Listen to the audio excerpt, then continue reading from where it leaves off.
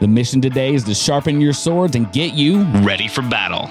It's time to fine-tune your craft and make you the best in what you do. The mission is to equip you to help anyone purchase what they need. We'll share the best advice from the best in their industry. You'll be listening to a conversation you wish you had with the mentors you wish you had. Take what makes sense to you and makes you better in your career. You guys, Bruce Lee said it best. Absorb what is useful and discard what is not. Hey everybody, welcome to the Commission Mission. We got a surprise for you. My name is Eric Trace, and this is the host of the show, Micah Henderson. Yeah. The surprise is I'm not going to tell you my name today. Yeah. But I'm excited for today. We have a guest. He's an extremely good friend of mine, but just aside from that, just massively successful in real estate and coaching and training. One of the things I love about Will, and he even said it as before the show, is he sees how amazing you are before you do. And he helps people draw that out of them. So I'm really, really looking forward to having Will Duquette on the show today. Thank you for being here, sir. Hey, Will. Thank you for having me. Appreciate it. Look forward to sharing my best of the best so I can help people step into their greatness. Not that I literally see people at their greatness long before they see themselves at their greatness, and if they even believe that they're great. And everyone is, and everyone has that power within them to step to the levels that they want to get to. And that's why most entrepreneurs have that burning, yearning desire for more and better and greatness. And the reality of it is they know they have it, but they don't know the access to get there and actually step into it and have the confidence to be that person. And there's many, many reasons why that happens, and we'll talk about that here today. Yeah. Awesome, brother. But hey, before we get started, Will, there is one question that our listeners are dying to know is, why are you so good looking and fit? Well, because I'm a hypnotist and I have literally programmed myself to never get old. And in fact, I was thinking about dyeing my hair. I got a couple of grays coming in here, but yeah, it's just like anything else. It's, because I'm committed to being fit. Bottom line, as far as being good looking, well, that's subjective. I don't really, when I take a picture of my girlfriend, I'm like, who's this old guy next to this young girl? That's what it looks like to me. But thank you for the compliment. Will, you mentioned a really powerful word that I want to touch on for a second. It's belief.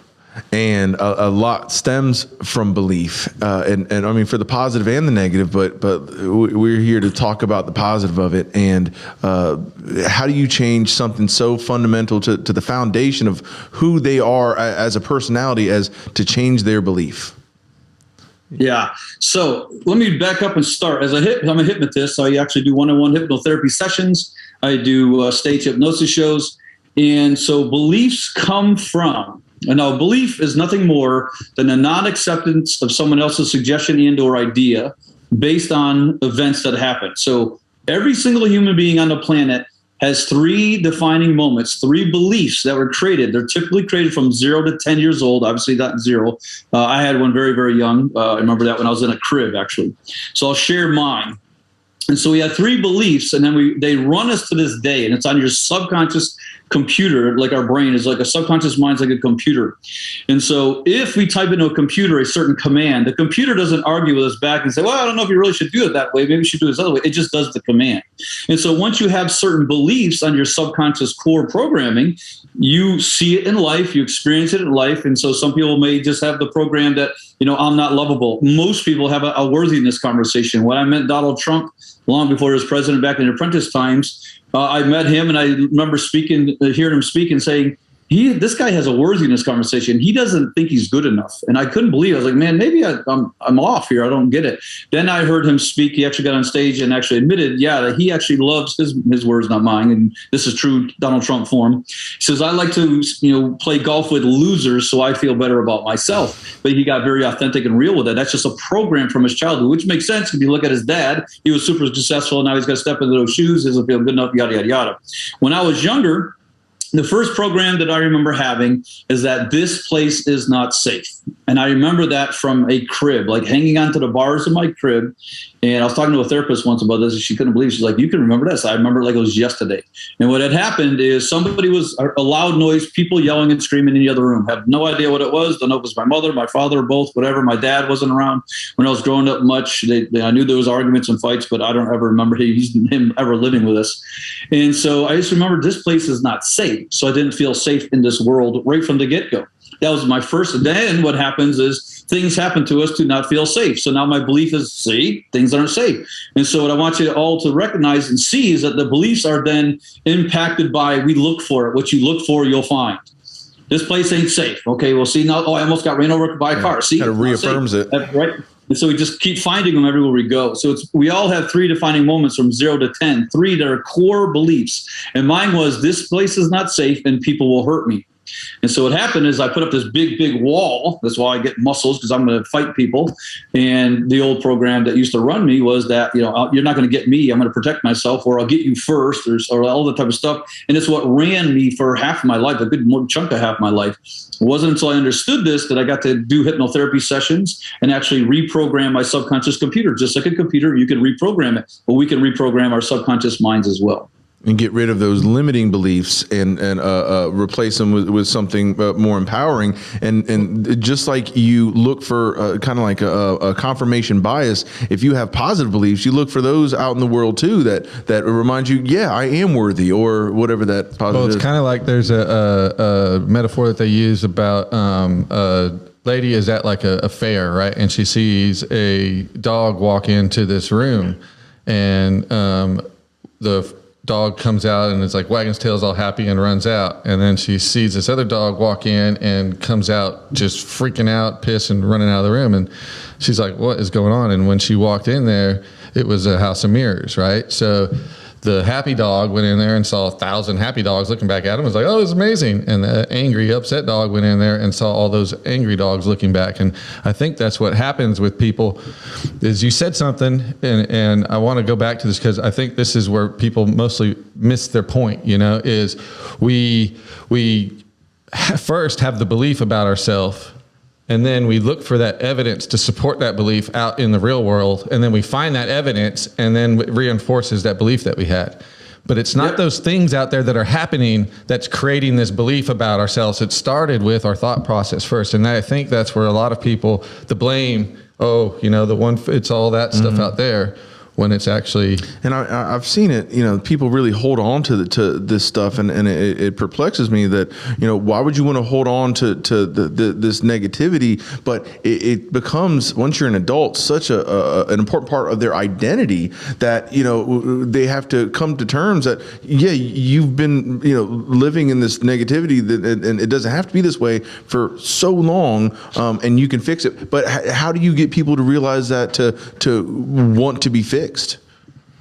Well, and so first off, I don't like to use the word fix because there's nothing broken. Sure. To change their mindset is right, to transform. Right. So I work with people with post-traumatic stress disorder, and I always say that word. I only say those words, PSD, because people understand that. I hate it. Like, I want to recreate that whole word, that whole framing of it, because doctors gave post-traumatic stress disorder a name, and they called it a disorder. It's not a disorder. If you see your friend and you're in combat, you see your best friend getting blown to bits and pieces and die in front of you, your brain kind of does something. It's not a disorder or a dis-ease. It is your body's way, when they have these certain challenges, it's your body's way of dealing with a very traumatic situation. And it could be positive or negative. Those are just happen to be a lot of negative ones. And so the words that we use and we speak about certain things is what creates our programming. And so your question was, how do we begin to transform that? There's nothing to fix. Everyone right now is whole and complete and perfect, just the way you are and the way you aren't. You just have programs on your computer that are either serving you for giving you more of what you want, or not serving us. Most people were born into the public school system like I was. I grew up with a pauper's mentality. That's what I like to say it. Is because I was taught things like work hard to get ahead. Well, I come out of the gate working like crazy. I got 3 jobs. I'm busting my butt. I'm doing everything, and I'm not making any money. And the old programs I was born into had to be reprogrammed. It wasn't until I actually started working in a restaurant and bartending where I started learning that other people have different conversations. Because I come from a very small town, we all had a very similar conversation. And so it wasn't until I realized, there's different beliefs. Not everybody believes you just got to take this crap because that's the way it is. That's the hand you were dealt. You got to work hard to get ahead. You got to go to college, get a good education. That's how you get ahead. I did all those things, and none of that stuff worked. Wasn't until I went to a non-conventional, boot camps, tapes, seminars, books, et cetera, and started learning that there's different ways. First, self-awareness. Why am I acting the way I'm acting? Why does that thing trigger me? What is actually running me? And so it takes a big person to step into, how do I look deep inside me authentically? Why do I do that? I'm constantly in the inquiry. Why am I acting that way? Well, if you want to transform it, you got to first look at it authentically. So what I did is I've done this for 25 years now, plus massively looking into my own self-awareness, and my confidence grew through hypnotherapy sessions and reprogramming, knowing exactly who I am and who I'm not, realizing that there is nothing to fix. There's only things to transform. Things that we are doing are serving us and getting us closer to the goals that we want, or they're not serving us and getting us further away from the goals that we are desiring. And it's that simple. But how do you program it? How do you reprogram it? Well, even on this broadcast that we're talking about right now, I'm using specific words that talk to a subconscious mind. All of us are hypnotists. The difference is most people don't know it, right? I'm a hypnotist. Well, what makes me a hypnotist? Because I speak certain words and I put people in trance, and I talk to their subconscious mind and I take them back out of trance. Well, I did it with my voice. We're all hypnotists. We've all been programmed. We've all been tranced. And you've actually tranced yourself into believing X about yourself. So if you took on my programs, Willpower to Get Confidential programs, I get on stage, I speak, I rock it. I know what I'm supposed to be doing there. I'm a stand for other people's greatness. I pull greatness out of people and I show them how to get there very quickly, very powerfully, and create lives that they love in all areas, mind, body, relationship, money, and spiritually, to where you wake up every morning going, yes, I got another day. This is awesome. Rather than, crap, another day, right? And so how do you reprogram that? What does that look like? How does it start? It starts with saying words. Any I or I am statement is a direct embedded command on our subconscious computer. So every time I say, I am this, I am that, I am programming my subconscious mind. So I get up in the morning and every day I say, I am a people and money magnet. I am powerful. I am influential. People love to do business with me. I make millions of dollars. Millions and millions of dollars are flowing to me every single day. I am confident. I am certain. So you just say these things that you want. And anytime you hear that little voice in your head, that's a 7-year-old voice in your head, by the way. It's your old 7-year-old speaking to you from fear, because you got 2 core emotions, love or fear. And when you're coming from love, you get everything you want. Coming from fear, you get stopped and stuck. So every single time I'm speaking, I say I and I am, that's programming me in a positive way. The challenge is you go to the public school system and in our society, and you're braggadocious and you think you're an ego, like all that type of stuff. You're not supposed to brag about yourself, which cracks me up when people say, oh, that person just thinks they're so great. And I look at people that say that. And I used to be one of those people, by the way. I look at them now and say, why are you mad because that person thinks they're so great? A couple of things are happening. One, they're probably not really feeling that way for the most part. And 2, good for them for speaking the good program for them to feel better about themselves. We don't encourage that enough. We actually are, be humble, let other people win once in a while. Don't be braggadocious and all that type of stuff that's looked on and frowned upon. So our society is programming us as well as ourselves. And then lastly, any you or you are statement. And this is the way we speak as a, when somebody tells you guys are doing it right now, I'm constantly being aware of when somebody says you are, or your, that my subconscious ears are on. They're hearing it. So if you say, when you're driving down the road and somebody pulls out in front of you and it really pisses you off, there's 5 U's in there. Program. Well, over time, if people do that to you often enough, they are literally hypnotizing you / programming you to believe that belief, which is why if you see somebody comes into a big group, say somebody comes in a new organization, a new company, I do culture shifting for big businesses to grow and actually get their cultures working effectively and congruently. But if they have a certain belief structure and one person enters that group and that belief structure in this group is X and this one's totally different, one of 2 things is going to happen. This one will assimilate in and actually start believing those beliefs, or they'll be repelled and pushed away, or this one will be so strong, which is me, by the way, that I help from a place of love and transform the group into having a synergetic way of being that has to all be congruent and stay together. If not, they'll repel. And that's why there's sometimes people meet other people other times, and for some reason they don't. Spouses say to me all the time, he just doesn't like her, or she just doesn't like him. And then I say, well, why don't? And they say, well, I just don't know. I don't know what it is. It's because they hit something on your subconscious programming that makes you feel uncomfortable or less than or some negative thing, and that's what it is. Yeah. So I hope I answered your question. There was a long answer. Even on like a one-on-one, I know you're helping a group of a business, but even on a one-on-one level, a mentor of mine, Kai, told me, the worst thing you could do is lie to yourself. And when you're telling yourself that a type of way that you really don't want to be, but you're reaffirming that negative belief, it does take someone else from a different point of view, such as yourself, to come in to let you know there are other perspectives, there are other ways of thinking. And if you really want to transform that, you have to start thinking differently and reprogramming yourself. Unless you want to lie to yourself in the fact that it's positive. Right. See, right? So famous quote in the Bible, I told my people they can have what they say, except my people are saying what they have. Right? Oh, that's I'm deep. sitting here looking at my bank account. I don't have any money. Oh, crap, I'm broke. The bills are coming in. Well, shut up. Stop speaking those things. We can focus on things. Right? And so you got to be very careful. So lying, I say fake it till you make it. Right, I'm a people and money magnet. I look. They talk about me being fit. I'm going to be 57 in July. Hey, I have an upgrade offer for you, Will. I got this from Jonathan. Faith it till you make it.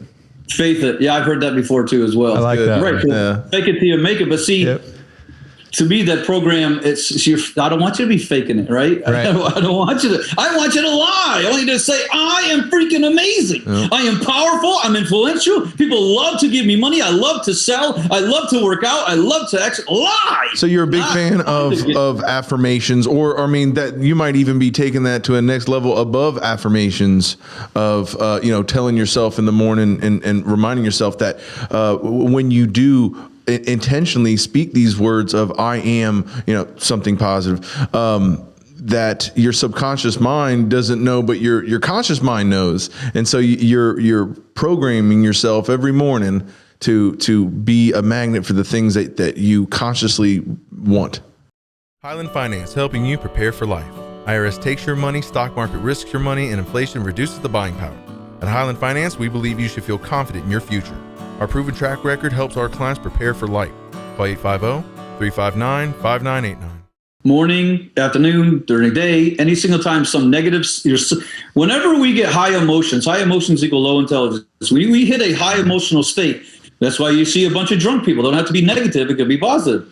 It could be happy. When you get a high emotional state, people have low intelligence. What I mean by that is you literally tap into your subconscious mind and tell your 7-year-old boy or girl inside of you, okay, from the beliefs that we created from that time frame of our life, okay, you take over and you now choose what I should do. Which is why you see people that are 50, 60, 70, 80 years old bickering like little children because they haven't figured this out yet. They transformed it because they are. It's 2 7-year-olds arguing. Watch sometime. It's hilarious. When you see people upset, sit back and watch. You'll see them and you're like, if you really take the meat suit out of it and see the soul inside of the meat suit, you see 2 7-year-olds on the playground having a little fit. I said, what? Talking about pickleball earlier. To put this exactly what's happening on pickleball. To put this in perspective, would you hand a 7-year-old some paper and a pen and tell them to design the plans to your house? Because that's exactly what we're doing every day with our lives. We're turning it over to a 7-year-old. If you don't consciously do this stuff, you're unconsciously allowing that to happen. And I just want to say that the flip side of the coin is true as well. I mean, it has to be true that watch the way you speak about yourself. If you're talking about yourself in a negative way, I'm dumb, I'm fat, I'm stupid, nobody likes me, that you are actually saying this and that your subconscious doesn't know the difference. So instead of speaking, you're a magnet, you're speaking, I'm repelling. The perspective I take with that is I am, like Will said, is the name of God, right? So you are enacting the full power of God behind whatever follows after I am. Mm-hmm. Yeah. Yep. And you're saying what's funny is what people will experience and what I experienced when I first started doing it, because you'll say, I am this. First thing you're doing a new program, your subconscious computer, your subconscious mind first goes, whoa, wait a minute, what? This is new information. When did this happen, right? And so that's what really starts to happen. So it's kind of there's a slight time period, usually within 30 days. If you consistently do this, it'll transform that new belief and it'll actually happen. You'll actually start doing it. I challenge everyone listening to me right now to do that. And I tell you, the biggest program that I did when I first learned about the power of our words, and words are the most powerful things in the universe, I remember saying, when people used to say to me back in my old life, Hey, Will, how you doing today? I thought it was my duty to tell them everything crappy that was going on in my life. Like, that's the way I grew up. My family still does it now. Hey, how's it going today? Well, Aunt Mabel broke her ankle over here, and this guy ran into me over here, and I got a parking ticket. You know that SOB over here? Like, that's the way I grew up. When people said, how you doing? You're supposed to just dump all your crap on them, and then they would dump their crap on you and go, yeah, life sucks. Well, have a great day. Love you too. Bye. And that's my family upbringing. And I was like, what the crap is going on here? And so that's all the old negative stuff. I took on responsibility with this when I finally understood I go, oh, I committed to say, when somebody said, hey, how are you doing today, Will? I'd say, I'm doing great. That's all I would commit to, because this whole word thing, I'm like, whatever, this is hokey pokey junk. And now it's way more known now. This is 25 years ago when I first learned it. 30 years ago or so. And I remember thinking, this is a bunch of hokey mess. This is whatever. I'll try. I'm just going to change one thing. If people say, how you doing? I'm committed to saying I am doing great, or I'm doing fantastic, or I'm doing something, some positive thing, and shut up. That's it. I remember this like it was yesterday, because 2 weeks after doing this, one person said to me, how you doing today? And I said, I'm doing great. And I remember going, oh my God, you know what? I actually feel great. I actually do feel great. I actually am enjoying my life now. I always say, man, life is good. And then if it's more than just in passing, I say, I'm real busy, but that's the way I like it. Well, see, like when I first met Will, and Will can attest to this, I had stinking thinking was like ruling my life at that time. And so hearing these tools and hearing this advice, what was amazing, I did this challenge that he's talking about. And when so for me, it was worry and fear, right? So I was raised by Greek, Irish, Catholic parents. So I was like marinated in worry and fear from the time I was in the womb. And so when I did this challenge, my go-to thoughts on any event that would happen, my go-to thoughts were the worry and fear about the bad stuff that were going to happen. And so I said, okay, now I got to stop this. I don't like this. It's making me sick. I was physically getting ill, And so I was like, I got to stop this. And so when I started so for me, I looked at this frequency of emotions chart, and I saw that courage was the first one above the neutral line. So for me, if I had worry, panic, fear, or anything like that going on, I would ask myself, where is the courage in this moment? And at first, my subconscious was like, dumbass, there ain't no courage. Crawl down and get into your hole. But what happened was, like you said, in a very short period of time, the more I asked that question, that became the go-to for my subconscious. Whenever an event would happen, I wouldn't go to the worry side. I was like, where's courage in this moment? Became the first thought. So now those worries and fears are gone, because now when something happens, it's like, oh yes, it's exciting, it's a challenge, it's something new, it's something unplanned. There's so many. It's like a diamond, right? You can hold a diamond in a certain way where it has no luster, but if you just angle it a certain way, wow, it's clear, it's bright, it's boom. And so it's just changing that perspective on how we look at things is what creates health. So we want to change people's perspective, and we want to get them to at least courage, for starters, that when you get started in business, you get started in sales, get started being an entrepreneur, it takes bravery to get out of the comfort zone of working for someone else for that 9 to 5 and the stability of what the check that brings into a life that they can really succeed. I think you'd agree with me, Will? Yeah, it's the reason why we're having this conversation, and this is about commissions and sales.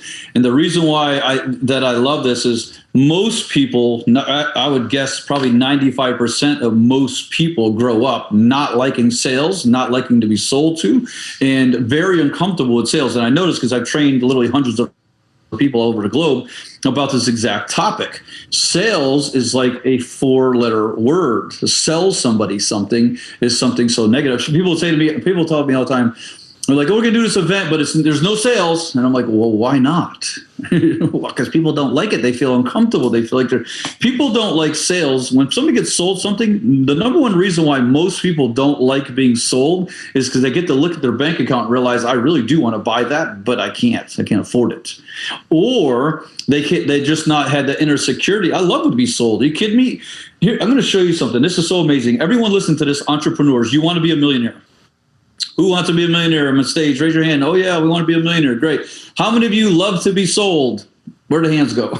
Like there's no year. Somebody better sell somebody something and make a profit in the middle, or a complete profit, whatever it's going to be, or there's no money to exchange. There's no sales that can happen. And that's called persuasion and influence. There's that I perfected for persuasion and influence to have a conversation where it's not so salesy and sales. I mean, I got tons of sales tricks and strategies, etc. And the bottom line to me is that the persuasion and influence skills that I possess, that I can help other people step into that same power of persuasion and influence, because I don't like to sell people. I like to actually enroll people into getting what I have, because it'll improve their life or their business, or both, usually both.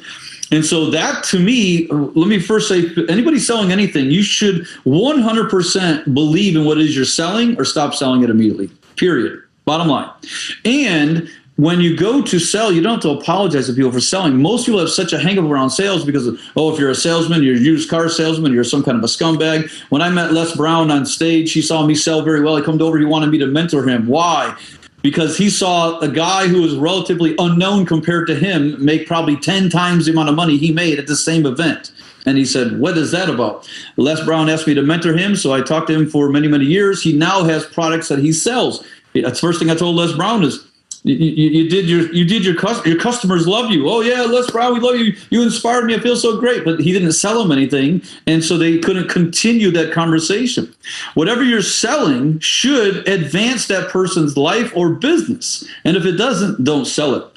Our jobs as salespeople is to show people that the reason why you should exchange money for what I can give you is because it's going to improve what you are, where you are, and they have to be certain that it is. So we talked about confidence earlier. So passion, confidence, certainty, right, is going to be huge. Passionately sell something rather than timidly selling something, right? And so when it comes to sales, it is probably the scariest thing. I teach a seminar called Speak Income, where I train speakers from stage and how to sell. And my gosh, I love it. It's like it turns into this personal development class, because it really just is. You got to transform those old programs. When people get on stage, I remember I went to the O2 Arena in London. I was actually running that event in front of 16,000 people speaking there. And I get on stage very easily now. I don't have stage fright anymore. I hadn't had it for years. And when I went back then and do that, I remember flying to London, and as it got closer for me to get on that big stage, I started feeling a little anxiety. I was like, what the heck is that? Like, I'm Mr. Confidence. And I realized that the more audience, the larger audience we get in front of, the louder those 7-year-old voices get. And that's all it was. And I said, don't worry about it, little Billy. I got it. Don't worry. And that's what we got to do, is settle down that little child inside of us and make them feel safe and comfortable. But sales is absolutely the number one thing that stops most people. So if everybody, say, go back to my what I was saying, who wants to make $1 million? Raise your hand. Who wants to make $1 million? Who likes to be sold? No hands. Well, how is that going to happen? You have to be comfortable with selling. I don't apologize for selling. I sell like a madman.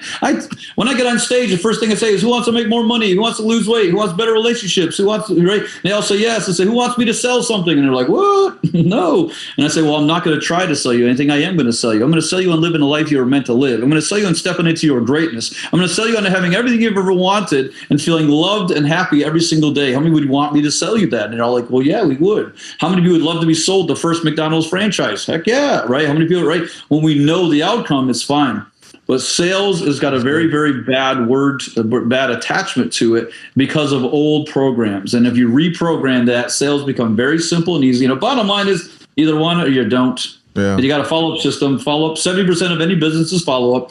And if you got a follow-up system, the ones that are going to ultimately buy and be your ideal clients will, and the ones who weren't, they're never going to anyway, so don't waste your time.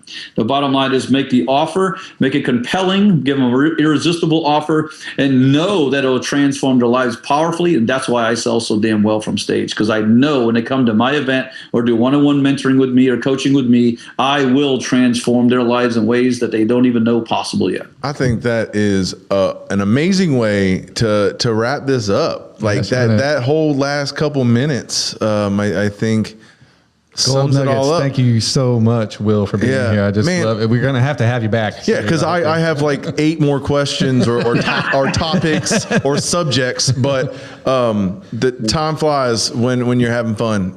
Will, thanks so much for coming on. You're going to continue helping people. And so if someone wants to work with you, Will, if they want to get in touch with you, what's the best way they can do that? I'll tell you what's amazing. I'm about to do something that I don't normally do. I'm going to give out my cell phone number. And I'm going to tell you, if people want to work with me, text me. Don't call me because I got so much spam coming. It's ridiculous. But if you saw me and you know that I can help transform your life, your business, whatever it is you need, we'll have a quick conversation. Text me. I don't have Calendly. I don't have all that stuff set up now, so I'm not going to give you that. I'll give you my personal cell phone number. Just text me. I saw you with Eric. I want to talk. When's a good time to talk? And I'll give you some quick time. I normally charge a lot of money for that. I won't charge you for hearing me on this on this call with you guys. Here it is. I'm kind of hesitant, like, oh God. I'm hoping that the signal doesn't glitch and we miss a digit. Yeah. Yeah, it's pretty brave to do this. It is. You know, I'm so much more closer to my clients and students now that I don't mind it one bit. They all get my cell phone number. I don't care. I have no problem with it. I'm here. I'm meant to help people step into their greatness and heal people. And if I'm not accessible to that, then how good is that going to be? Man, this is as I grow, priceless info that you're giving out, because I've been on your calls, Will, and it's amazing. Like what he's offering right now is people charge tens or hundreds of thousands of dollars for. You used to have to spend at least $5,000, maybe 10 to get my cell phone number. But did I hear today? So here it is, 904 area code. I'm in Florida. 904-465-4682. My personal cell, 465-4682. Text first. If you call me, 99% chance I'm not going to answer. All right. And if I'm busy, I'll get back to you. And if it takes a couple days and you'll hear from me, text me again. Yo, Will, don't make up the program. Oh, Yeah. Will's a liar. Just come back. He's a guru he says, blah, blah, blah, right? All that story.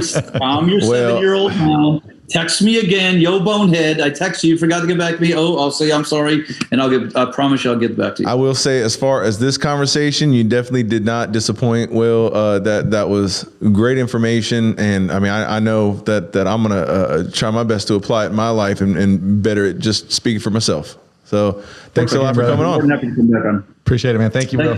Thank you for having me. I'll come back anytime you guys need me. Awesome. Have a great day. Appreciate it, man. Love you, Will. Bye-bye. Everybody, that was an amazing episode with Will. The power of words. I mean, you think of telling, and I have no words for that. and I have no words for it. I know. You talk about speaking a spell, or you talk about programming and just what you tell yourself. It's almost like a self-fulfilling prophecy when we look for those confirmation biases, and just to reaffirm us, whether it's positive or negative. But let's make it positive if we're going to do it anyways. Come on. And when you start something like this, if you're kind of new to this whole thing and the conversation that we had today, it feels really uncomfortable when you step in and meet somebody like Will. And the reason being is he's so attentive to your language that you use that we don't even realize how much analyzing people, and it can be overwhelming. It can be frustrating. It can be like, but I'm telling you, once you make once that switch clicks and you start to change to make that positive change or transformation that he talks about, it's life changing. It's coming from a place of love, though. He gave out his cell phone today. That's I know, that's real. That's brave. That's real brave. And I mean, I hope people take advantage of it. I mean, even shoot him a text, even to have a big overarching question answered about your life that you keep on running into a barrier, and he's gonna give you one of those aha moments, and I hope it gets you over that barrier, something that simple. But I think everybody should definitely take advantage of that.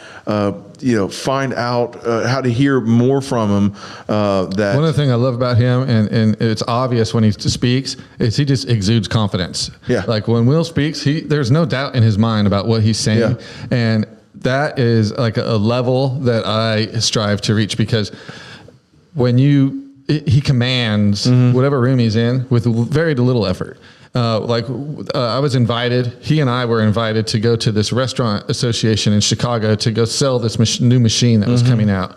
And so I was stationed at the booth, and he was kind of like free floating around, walking around.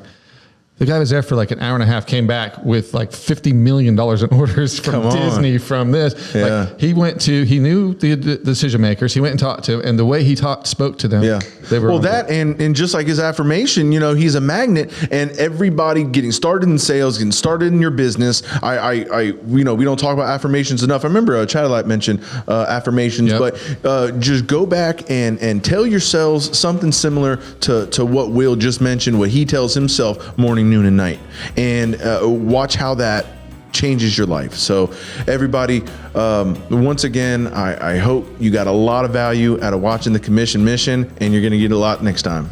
Thank y'all. Hey everybody, thanks for watching this episode of the Commission Mission. I hope you got a lot out of it. We need you guys to like, follow, subscribe, whatever that action is for the platform that you're watching it on, and please leave a review. That's a great way of giving us a compliment. And if you're listening to this show and you're interested in working with a great team in either the financial industry or real estate, Mike and I have opportunities available for people to join our team. You can find us at livingthatcommissionlife.com and go to the Join Us tab.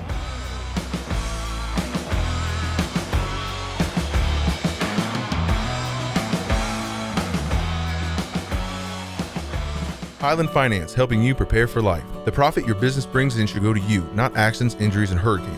Do a policy review on your general liability and workers' comp today. Our proven track record helps our clients prepare for life. Call 850-359-59